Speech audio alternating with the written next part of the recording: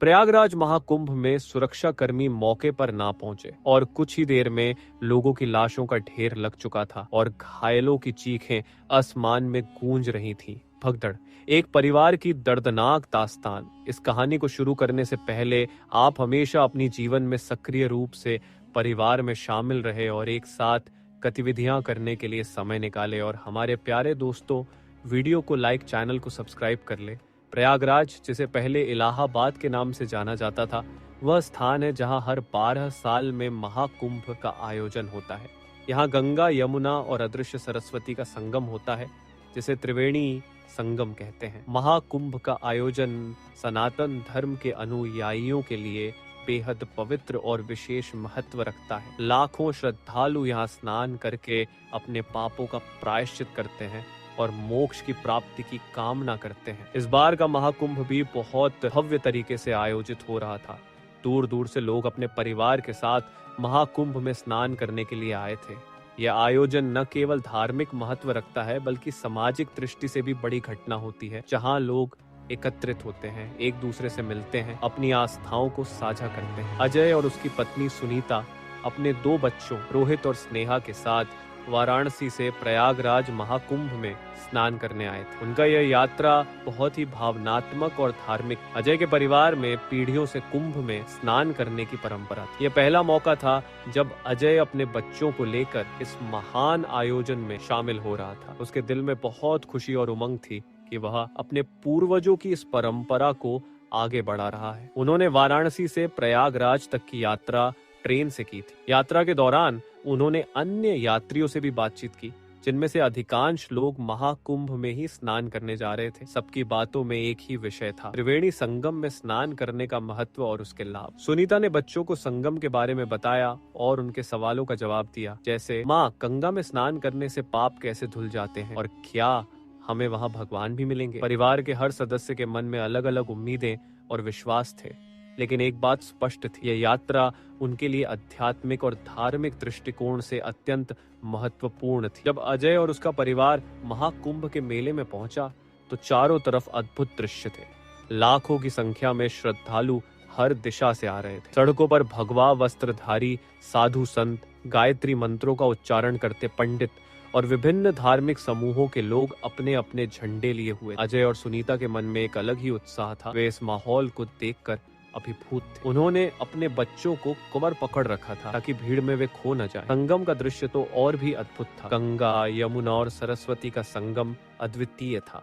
लोग अपनी अपनी श्रद्धा और विश्वास के साथ संगम में डुबकी लगा रहे थे। अजय ने भी अपने परिवार के साथ स्नान किया। उस क्षण उसके दिल में एक अजीब सी शांति और प्रसन्नता थी, लेकिन किसे पता था कि यही आनंद और प्रसन्नता जल्द ही एक भयावह त्रासदी में बदल जाएगी। स्नान के बाद अजय और उसका परिवार घाट से बाहर निकलने की तैयारी कर रहे थे। मेले में भीड़ अब धीरे धीरे और बढ़ने लगी थी। सुरक्षा व्यवस्था तो थी, लेकिन इतनी बड़ी भीड़ को नियंत्रित करना किसी भी सुरक्षा बल के लिए एक चुनौतीपूर्ण कार्य था। अचानक किसी ओर से अफवाह फैली कि घाट के पास एक पुल टूट गया है। इस अफवाह ने भगदड़ का रूप ले लिया। हजारों लोग एक साथ घाट से बाहर निकलने की कोशिश करने लगे। चारों तरफ चिल्लाने की आवाजें, घबराहट और अफरा तफरी का माहौल हो गया। लोग अपनी जान बचाने के लिए इधर उधर दौड़ने लगे।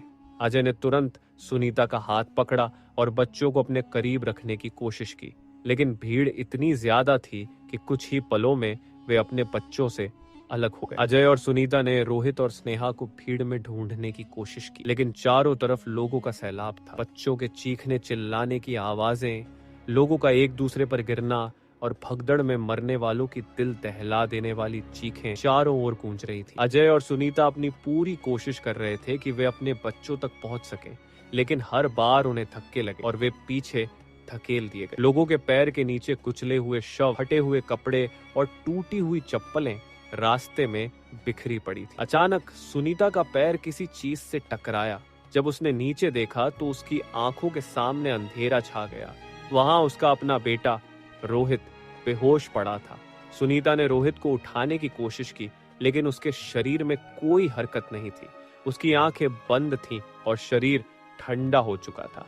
सुनीता के मुंह से एक दर्द भरी चीख निकली, लेकिन उस भीड़ में उसकी चीख किसी को सुनाई नहीं दी। अजय ने जब यह दृश्य देखा तो वह खुद को रोक नहीं पाया और जमीन पर बैठकर फूट फूट कर रोने लगा। उधर स्नेहा भी भीड़ में कहीं गुम हो गई थी।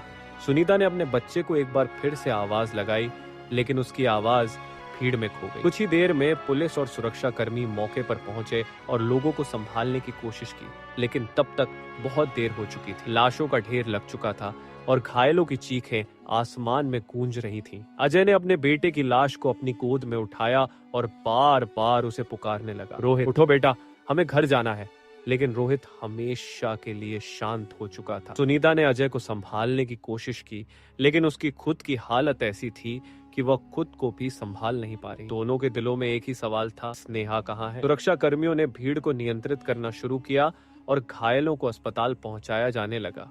अजय और सुनीता को भी सुरक्षा कर्मियों ने अस्पताल ले जाने की कोशिश की, लेकिन अजय अपने बेटे की लाश छोड़ने को तैयार नहीं था। उसकी आंखों से आंसू थमने का नाम नहीं ले रहे थे और वह बार बार एक ही बात कह रहा था, मेरा परिवार, मेरा सब कुछ खत्म हो गया। अस्पताल पहुंचने पर अजय को बताया गया कि स्नेहा का भी शव कुछ ही दूरी पर मिला है। यह खबर सुनते ही अजय और सुनीता दोनों को मानो जीवन से मोहभंग हो गया।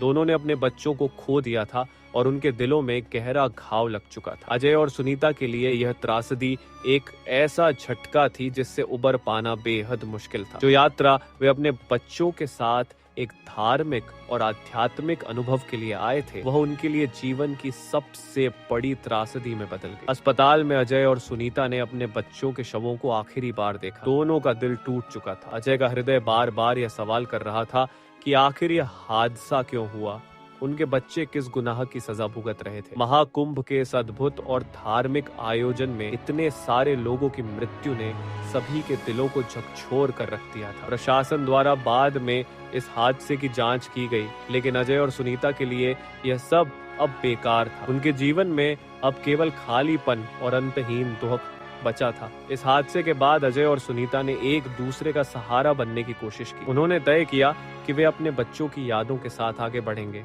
लेकिन वह दर्द हमेशा उनके दिलों में बसा रहेगा। उन्होंने अपने जीवन को समाज सेवा में समर्पित कर दिया ताकि इस तरह की त्रासदियां दोबारा न हो। अजय ने महाकुंभ के आयोजन में सुरक्षा और भीड़ नियंत्रण को लेकर प्रशासन से कई बार मुलाकात की और सुझाव दिए। उन्होंने एक संगठन की स्थापना की जो बड़े आयोजनों में सुरक्षा और जागरूकता के लिए काम करता है। तो दोस्तों, यह थी आज की कहानी। हमारे प्यारे दोस्तों, वीडियो अच्छा लगे तो लाइक, शेयर और चैनल को सब्सक्राइब करना ना भूले। मिलते हैं ऐसे किसी नए वीडियो के साथ।